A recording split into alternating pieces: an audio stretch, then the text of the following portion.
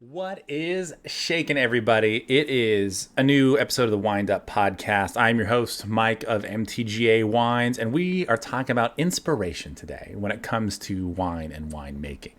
Before we get too far into it, I hope you like the new view that we have. I've adjusted my home office a little bit to make hopefully things a little bit more, video friendly. We'll see.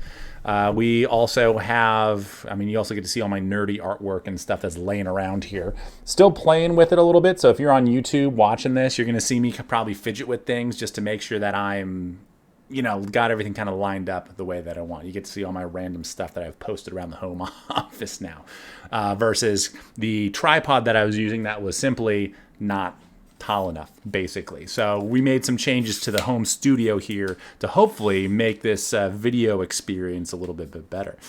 Speaking of which, thank you all so much for checking out our videos on YouTube, continuing to support the podcast, to like, share, and subscribe. Please continue doing so. It is really allowing us to kind of make some of these little improvements and changes and all that good stuff, and hopefully make a better show for all you to enjoy. Now, to get into today's show, we are talking about inspiration. And this was another one of those questions, very similar to last week's episode. This was another one of those questions that came up during one of our Q&As.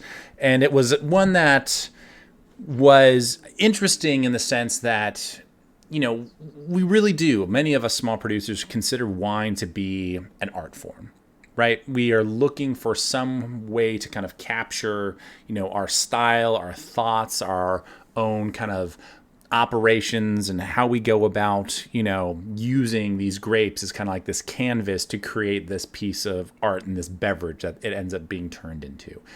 And it's a little weird to talk about it in that sense. It's a little bit esoteric, but honestly, it's the way I look at it. It's the way I think many winemakers look at it, especially when it comes to small producers, because you are looking for these subtleties and these interesting little things that make your art kind of stand out from the others, right? It's why for many people within and in and around Napa and other wine, industries and countries or regions, why we don't really view ourselves as competitors, because everyone kind of has these different brush strokes that they use or different, formats that they use. You might be into charcoal, you might be into acrylic paint, you might be into watercolor.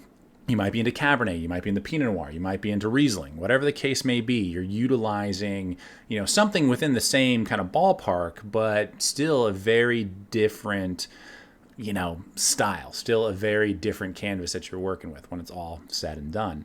So that's really what we're going to dive into today, is kind of where some of that inspiration comes, and we'll talk a little bit about it kind of personally, but also kind of on the grand scheme of the wine industry and what people look for when they are, getting a wine project started. Like, where does that inspiration come from? And then once you're in the throes of your wine business, you've been doing it for years or decades, where does that keep coming from? Like, how do you keep finding these new interesting things to do? Here, I'm going to adjust my camera just one more time. There we go. Perfect. That's way better. Nice.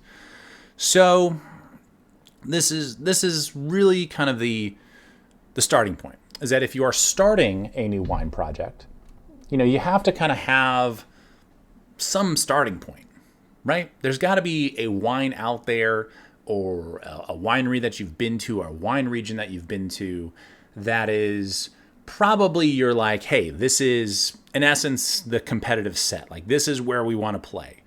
We want to have this in the back of our heads at all times.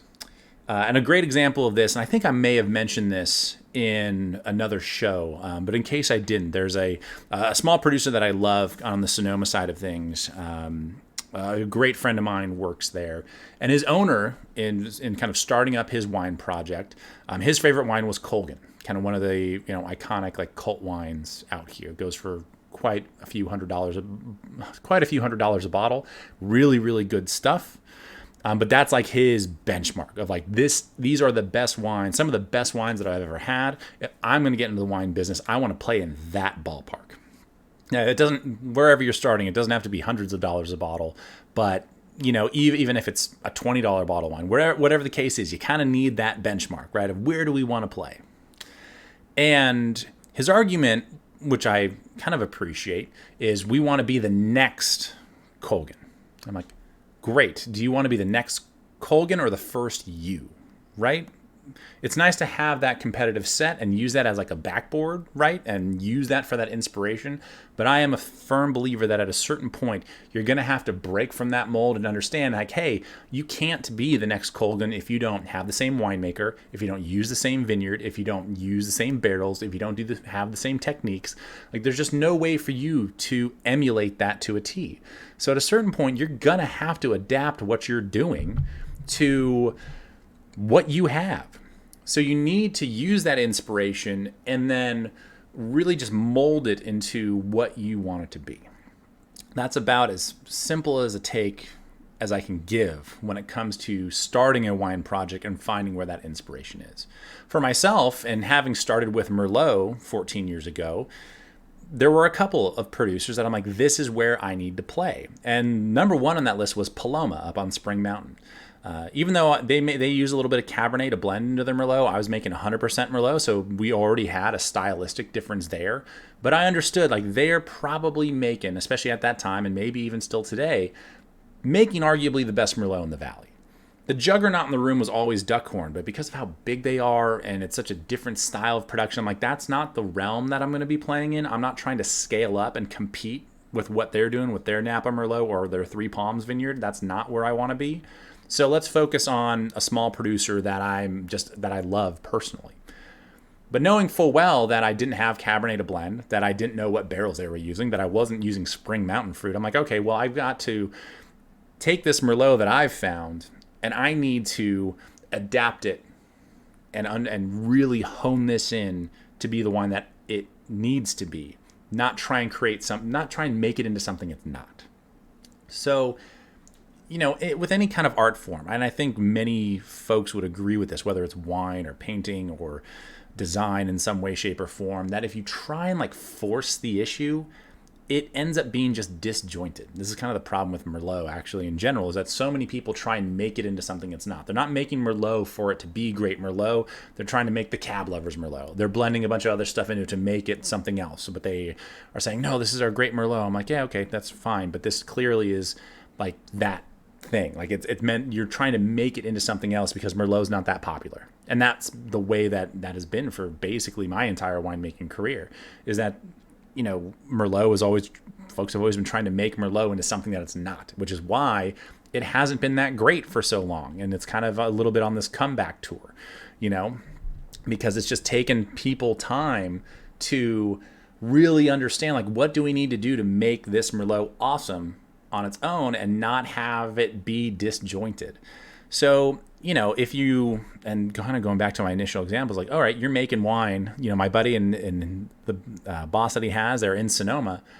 Are you going to really try and compete with Napa Cabernet, or do you want to be like the best Sonoma Cabernet? And do you want to lean into what your vineyard and your property has to offer? So there's also that.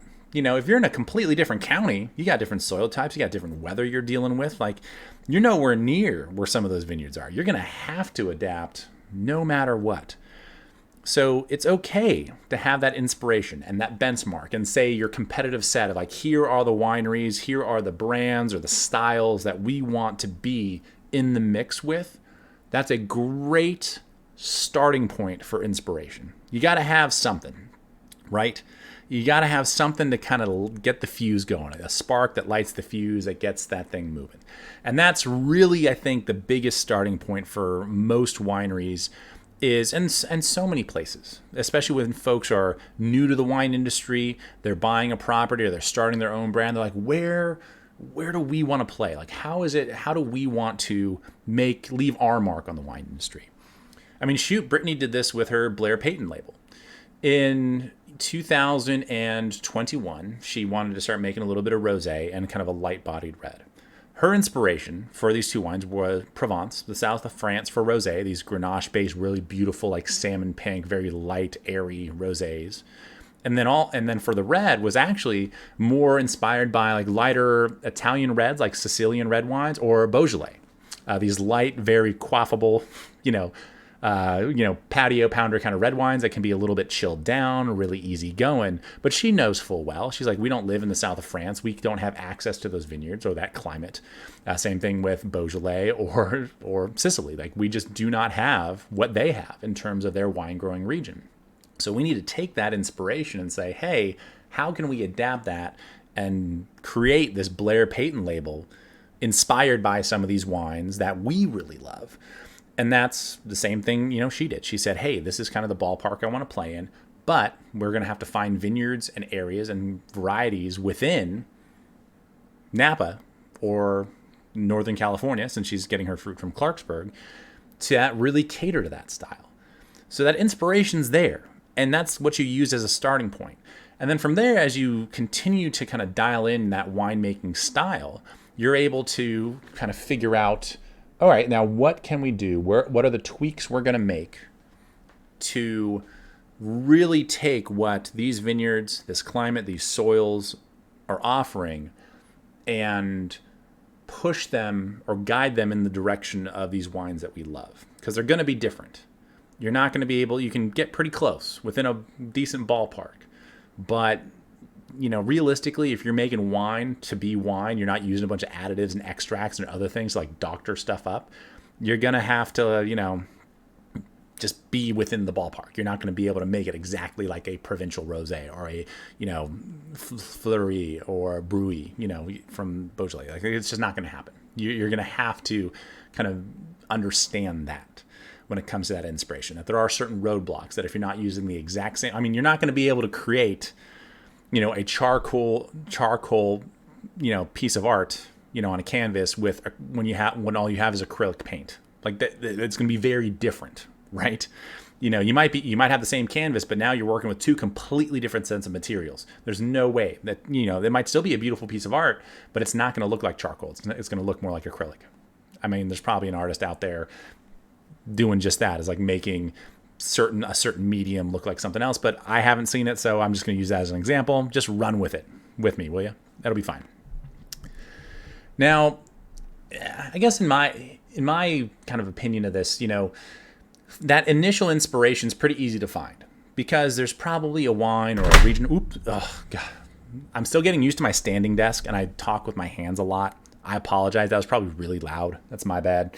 I'm still very much getting used to this. I like it quite a lot. I don't know why I haven't had a standing desk before. This is pretty rad. But I still am like banging into stuff. So if you hear like a loud crash, I promise I'm fine. I will try and mute that in the recording as best I can. Anyway, now once you've kind of found that inspiration, that's, in my opinion, that's pretty easy because you do have like these wines, these regions and stuff that you've consumed some of the wine, you kind of understand, all right, this is the ballpark. It's kind of like a line it up to knock it down situation. I think it gets a little tougher when you've been making wine for a couple of years, and Brittany's gone through this a little bit as we were talking about Blair Payton, is that we started to iterate. That first year was kind of that, I don't want to call it a rough draft because the wines were great. We're selling out of them. Like they've done really well for themselves. So it's not like it was like this trial and, it didn't really work, but the next one's going to be better. It was a great starting point. But the next year it's like, okay, now we understand the vineyard a little bit more. We understand the growing season, the soil type. We understand this, how we want to operate in terms of going from grape to bottle. And let's make some tweaks. So we make some adjustments, and we take that inspiration that we have, and we start, making those subtle changes to get where we want to go. And that's what we've done for the last 2 years with Blair Payton. And what she's done specifically with Blair Payton is let's tweak some of these things. And we still want to use that inspiration as like our benchmark. These are the wines that we love. This is what kind of this production is modeled after. But we need to make sure that we are working with, we're working with Northern California grapes here. We're not working with grapes from the south of France or from Sicily or from Beaujolais. Like, we're going to have to cater to what these grapes need to be pushed that direction. And this is when a winemaker, in my opinion, kind of becomes more of a guiding hand. You can't just shove a peg through a round hole and make it work when it comes to winemaking. If you're really going to make great wine, you have to understand when you harvest, how you manage that vineyard, what barrels you're using, how long you're aging it, are you filtering it, are you doing like all these little things that really contribute to what is eventually your house style and what you as a producer are known for. And you have to start making those subtle tweaks and adapting from that inspiration to get there. And that's how a house style is really created, in my opinion. It's using that inspiration, making those subtle tweaks to make it work for you, the vineyards you're using, and going from there. Because you can play in that ballpark. You're never going to be on the same base as those other producers that you're inspired by. You're just not. You'll be close, maybe. But you're going to have to try and make your own way in some way, shape, or form. But when you start making those tweaks, I mean, where does that come from? You know, how do you decide, hey, you know what, we need to use more new oak versus more neutral oak? Hey, why do we use more stainless steel versus, let's say, concrete? You know, where is that coming from? And this is where I think it starts to be a little bit more variable. Because, and many of you that have tasted with me in the cellar, especially in the recent months, you've probably seen the different barrels we're using for some of our white wine, some of the things we're doing with our Diversum Cabernet, which is very, very different than what anyone else is doing in Napa with Cabernet these days. There's a lot of things that we're kind of playing with. And it really comes down to just, in essence, an R&D department. It's setting aside enough wine to just, all right, let's throw this at the wall and see if it sticks. Like, that's kind of the mentality. And some of that comes from just, you know what? I know there's a friend of mine using acacia barrels. I've never used an acacia barrel before. I hear it might be really, really great for our white wine program. Let's throw some of our Pinot Gris into an acacia barrel and see how it works out. And that's exactly what we did this year. It was like, all right, let's throw this at the wall. And it's really yummy. It's very, very different than what we've ever done before. We're still kind of ironing out exactly how it's going to fit into the program and if we'll use that barrel again next year. But it's like, all right, like that's kind of cool. Like we've heard like good things about this barrel. Let's go ahead and see if we can't kind of factor it into what we do. And it's just kind of this trial and error. You know, the same thing was true with our Diversum Cab of saying, hey, let's not use any new oak on this Cabernet. Let's use just neutral barrels. Let's use some stainless steel on it as well and just keep it really bright, really fresh, and just do something different. And it's worked out really, really well. Will it be something that we continue for the long term? Hopefully, with both those things. But even if it doesn't, it's like, all right, cool. That was a great little bit of inspiration and motivation to do something different. And we threw it at the wall. If it sticks, great. And if not, on to the next thing. So there are those little things where you're just kind of talking shop. You're hanging out with friends, colleagues. You're tasting wines from other places, other producers. And you're like, oh, that's really interesting. I wonder if that's something we can incorporate into our own program. So once you get into winemaking in a few years, you're a few years in, you're really kind of building out, your house style. It's there, and now you're making some of these subtle tweaks to that inspiration you started with to really create, your own wines. That's when these, just you're out having beers with your colleagues, and you're like, oh, that's a really interesting thought. I had never thought of it that way before. And now the gears are turning. This happened to me actually I mentioned the Diversum Cabernet that we're releasing. Because it is a Napa Cabernet that's all in stainless steel and neutral barrels. There's no new oak on it whatsoever. And we bottled it after a year, right? I mean, typically your Napa Cabs are at least 18 months, if not 2 years or more, in barrel. Like it's going to be a while. This is a very different thing. And there's this gentleman actually in the south of France, outside of Aix-en-Provence, that I had the pleasure of meeting through a mutual friend who actually worked for him years ago, really where he actually got inspired to get into the wine industry himself. It was an amazing trip. And he was doing a lot of it. His opinion, this was the most beautiful opinion on like new barrels that I had ever heard. I had never heard anything like this before. And he's like, I hate using new barrels. In essence, I'm paraphrasing a bit, but I hate using new barrels but I have to because I want them to be used once or twice. He buys new barrels out of necessity, but he prefers using once-used barrels and twice-used barrels and so on.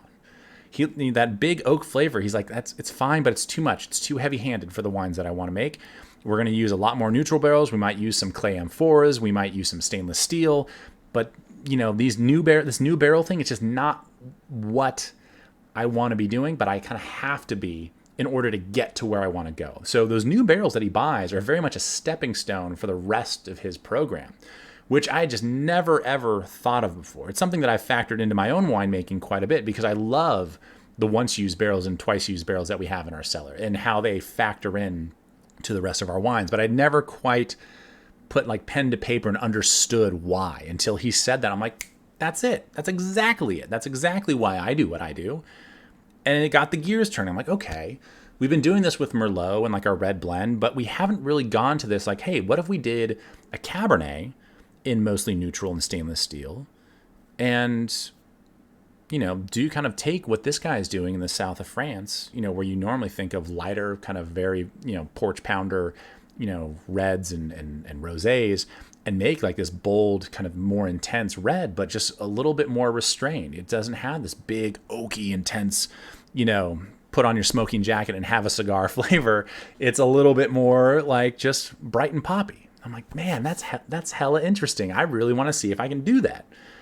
So in 2022, last year, I was like, shoot, we're actually, we have a little bit more Cabernet than what we need for our production, to be completely honest. We had a little bit of extra juice laying around. I was like, all right, well, here's my chance. Let's throw this at the wall and see if it sticks. And I got to tell you, like, I'm in love with this wine. It's so different. It's so unique. I don't like to beat my own horn a lot. I don't like doing it, but I'm very proud of where this wine ended up because it is just so different. And it was a great way to take this inspiration from this, amazing trip that we were on and be like, and talk to this guy. We're just talking shop. It was actually we were doing a wine cruise, a bunch of our club members and some of our fans, and we're in Aix-en-Provence doing this tasting, and myself, my good friend David Tate, and Sylvain, the winemaker at this property, Domaine Rochaume. I'm probably butchering the name because my French is terrible. Outside of Aix-en-Provence, but the wines are fantastic. Look them up; they're outrageously good. He's showing us around the property. It's built in essence on like an old Roman aqueduct. Like, it's amazing history, in this little place where he's at. It's him and his wife and his daughter. It's a small family run operation, like really, really cool.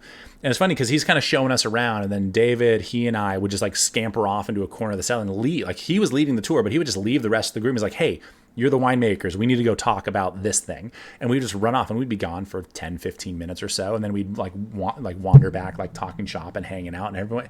And Brittany told me later, she's like, you guys were just like little kids in a candy shop, just like running around like, ooh, that's really cool. Ooh, that equipment's really cool. Ooh, this is the barrels you're using. We were just like engrossed in the winemaking conversation.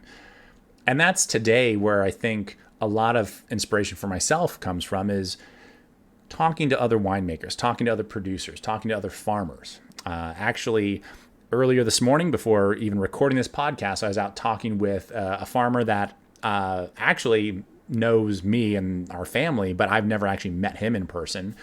But we're just talking shop about, vineyard work, how this harvest went, how last harvest went.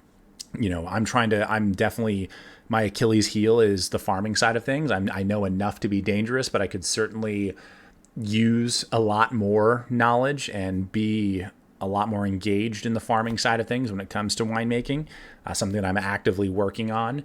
And in talking to this guy, it's like, okay, like, here's my laundry list of things I need to do just on the farming side of things to understand a little bit more about what's going on out there, to be able to speak a little bit more intelligently about it and use that inspiration to be like, all right, like, here's the next thing that I got to try and achieve. So whether it's the winemaking or even the farming side of it, or, whatever, form of business you're in, there's always kind of this, if you're there and talking and open to it, there's going to be these little bits and pieces of inspiration that you can garner from anybody to do a little bit more or get a little better at what you do, or kind of broaden your scope of knowledge and be able to grow within your position in what you're doing. That's really what I think a lot of us in the industry use this inspiration for. We talk a lot of shop about the business side of things, about the winemaking, about the farming.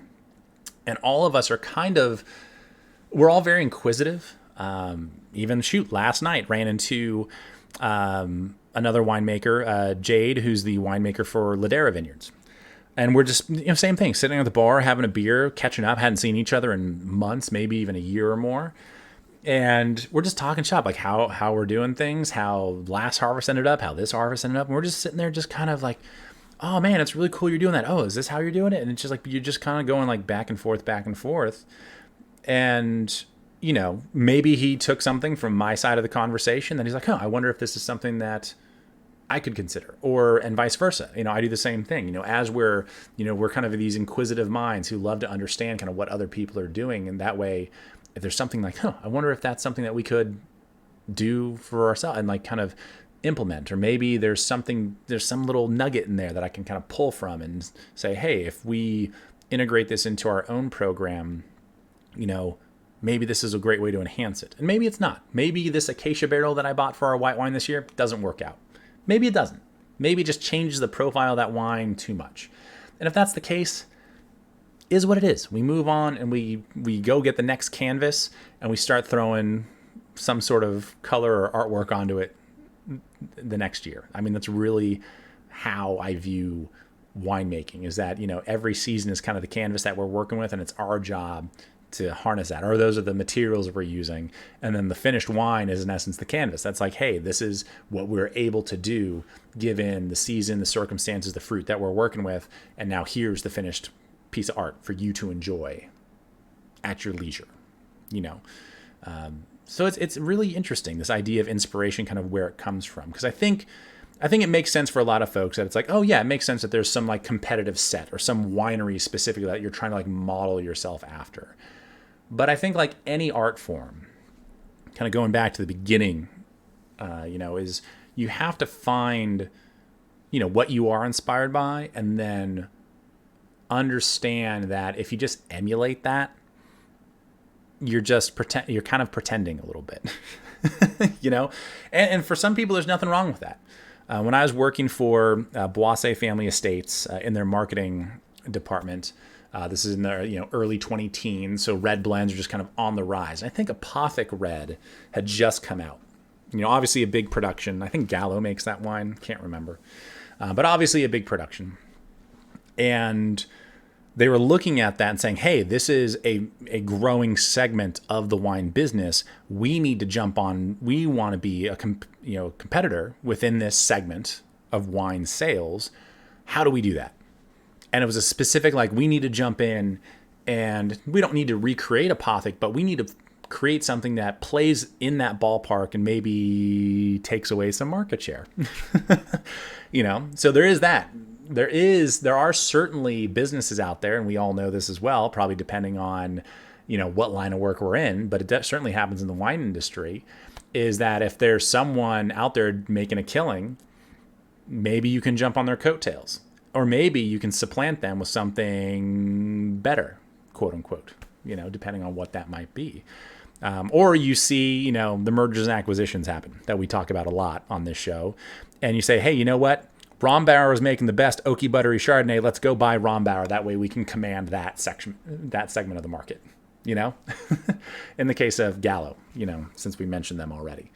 There are definitely ways to go about it. Like, we are inspired to have more market share. So therefore, let's go buy the winery that's kind of got this cornered in the Bay Area. Awesome. There are other ways to go about it. But it is interesting on that big business side of things as well, is that inspiration can be, just to compete or steal market share, or, hey, rosé. I mean, shoot. I mean, we have certainly talked about, how popular rosé has gotten over the last 7 or 10 years, the amount of people that have been inspired to start selling rosé because they have, all this red wine that they're saugnéing. They're just this bleed off juice that they would probably make a little bit of rosé of, but otherwise just dump down the drain or sell it as bulk juice to somebody. And now they're like, oh no, let's keep a few hundred cases, couple hundred cases, whatever, and we'll just make rosé out of it. And now you have, wine shops and grocery stores and liquor stores that are just flooded with rosé, because everyone was inspired to add a rosé to the lineup because market conditions were telling us, like, hey, people want rosé right now, so let's make a bunch of rosé. That kind of stuff does happen, like just on the business side of things. It could be the case that, there is just an opportunity there, and you're like, all right, let's see if we can't jump on board this train before it leaves the station and really get after it. So it can come from that side of things as well. It can also come from, and this is really how my own winemaking style evolved, of seeing what other people are doing and saying, I want nothing to do with that.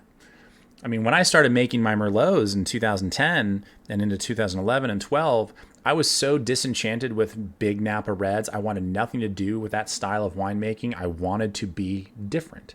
I always blame my inner punk rock kid of like, hey, let's just be different, kind of fight the power kind of mentality. But sometimes inspiration comes from that, is that you kind of end up being that like counterculture movement, which is why I started with Merlot, which is why I ended up making Riesling and Pinot Noir. And those were the first 3 wines I had in the lineup. I didn't start making Cabernet really until 2017. I made a little bit, I bumped my desk again. Son of a nutcracker. I'm really going to have to get used to like my spatial awareness. I'm going to like take a step this way, I think. Maybe like right there. That way I stop like running into things. The things you live and learn when you start recording your own podcasts and shows. It's so much fun, you guys. So much fun, you guys. Also incredibly embarrassing when you almost knock over the tower of your PC. Anyway, you do have these moments where you're like, hey, this is where everyone else is playing. To hell with them. Let's go a different direction. And that's really where I was in starting my own wine project. Because like everyone else is already playing with Cabernet. Everyone else is already playing with Chardonnay and Sauv Blanc. Like, let's go find our own sandbox to play in for a little bit and carve out something for ourselves.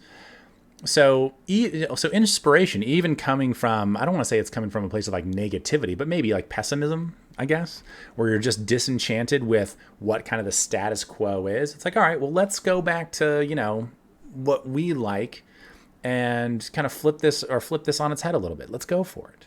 Let's do that. I certainly, even now that I'm making Cabernet in a little bit more volume, I definitely model my Cabernet winemaking style out of what was happening in the 80s and the 90s in Napa. I don't look at the 2000s or 2010s at all when it comes to inspiration for making Cabernet. I just don't. Because that was the period of time, the last 20 years, where I'm like, it's just, this isn't it. I don't think this is it. This is not stylistically what I want to be doing. It doesn't mean those wines aren't good. It doesn't mean that there's not great stuff to be enjoyed from those years of, wines that have been made from Napa. But at the same time, I'm like, that's not inspiring to me. These wines just don't quite scratch that itch enough. I need to find another way. If I'm going to be really making Cabernet, I need to find another way to be inspired. Because there's just, like, the last 20 years just ain't doing it for me. But when I drink these wines from the 90s, even today, when now they're 30 years old, moving on to 25, 30 years old, they're beautiful. They're amazing. They're so different and unique compared to, I think, what is happening today. And maybe that's my nostalgia getting the better of me, but hell, I'll take that as inspiration as well. I'm totally fine with that. So this inspiration thing can come from so many different avenues. That's kind of the point that I'm trying to get to. And realistically, as an artist, in my humble opinion, you just need to be open to it. Because you're not ever really sure where it's going to come from or how it's going to happen. Actually, go into that Aix-en-Provence example of this gentleman who was making these really cool red wines and how I've adapted it to what we're doing in Napa. We're on this wine cruise. It's basically a party the whole time. It was an amazing time. Hopefully some of you can join us on the next one. We should be doing another one in 2025, actually. Amazing time. And to be completely honest, I'm like, I know I love these styles of wines. I'm so excited to see this place and what it means to my really good friend, but I never really expected. I wasn't like going there looking for inspiration, right? I'm here along for the ride. I just want to taste some good wine and hang out with, these amazing people that came along this journey with us. But as I'm wandering through that cellar, I'm like all of a sudden, like the gears were just turning. Immediately. It's just, I wonder, like, what if? Like all of a sudden, it just happens. So it's kind of like, it's almost like motivation at a certain point. Like I don't really believe in, this is going to sound weird, I don't really believe in motivation. Like it's something that it's something that you need to like get through the day or accomplish certain tasks or whatever. But I think it's something that's kind of manufactured by yourself. Like it's something that you need to create. And there are times when it's really, really hard to create. Like I don't want to get off the couch and go to the gym. I want to sit here and watch, a movie or some stand-up comedy or the game. I'm going to have a beer and just relax. Finding that motivation to go to the gym can be really tough. Finding the inspiration to do that can be really, really tough. But at a certain point, you just have to be open to it and be like, all right, if I'm willing to do this, then I know that I'm going to feel better once I actually do it, right? Because none of us want to go to the gym, but we all know that once you get through that workout or that hard day's work or whatever that task is that you don't want to do, you feel good at the end of it. Was it a chore? Did you not like doing it? Probably. But you feel better now that it's done. And I feel like inspiration kind of follows that same trend where you're not necessarily always sure where it's going to come from. It might come from something internally. It might come from something somewhere else. That's, some sort of external force coming at you. But when it hits, you're like, oh, I wonder. And then as soon as you start to play with it and implement certain things or adapt or change or just, throw something out the wall, now the excitement comes. And you're like, oh, okay, it didn't work quite the way I thought it was going to, but let's tweak this and adjust it. And now you're tinkering. And now you've found not just the inspiration, but the motivation to try and do something a little bit different and unique and continue down, your own path. I don't know. I don't know if that makes a whole lot of sense, but that's kind of how my brain wraps around, those couple of terms. I think they very much go hand in hand. And it's one of those things where you just have to be open to it, because if you're just closed off and saying, hey, this is how we do things, bar none, don't ask any questions, just put your head down and grind. I mean, there's something to that, because if you're known for a certain thing, you might as well, be known for that thing. But even if you look at, take a Coca-Cola, for example. You got your Diet Coke, you got your Coke Zero, you got your Vanilla Coke, Cherry Coke, so on and so forth. They've iterated, they've changed, they've adapted. There's been some sort of inspiration to compete within that market of soda and and try and, make other flavors and fun things and do interesting stuff. Even at the top level, you see these giant corporations and companies doing this, why wouldn't that be the case for smaller guys as well? Especially when it's more of kind of this artisanal, artisanal. I always fuck up that word. Artisanal? I think it's artisanal, right? Artisanal product? That sounds dumb. I'm saying it dumb, aren't I? I'm definitely saying it dumb. More artisan products? Sure, why not? We'll run with that. So, there's inspiration to be found everywhere. It's just a matter of being open to it and saying, hey, how are we doing something? How does this impact our business? Is this something that we can factor into it? Is this a whole new segment and something else that we're going to expand and do this whole other new thing with this new flavor, so to speak, or whatever? It's really an interesting thing, and it just kind of ebbs and flows and comes and goes, and you really just have to be ready to take advantage of it when it shows up, because you're never really sure when it will happen. And it's kind of the beautiful thing about, I think, inspiration. It's something that you can be going about your day-to-day life, and then all of a sudden you see something, you're like, huh, that's interesting. Let's see if we can't run with that. All right. Well, thank you so much for tuning in. It has been another episode of the Wind Up Podcast. We'll be back next week. Be sure to share, subscribe, do all the things. Thank you so much. Check us out on YouTube. Check us out on the Instagram, the Book of Face. Also, the social network formerly known as Twitter, just at MTGA Wines. On any of those, you'll be able to find us. Take care. Have a great rest of the week. We'll catch you later. Ow, I hit my desk again.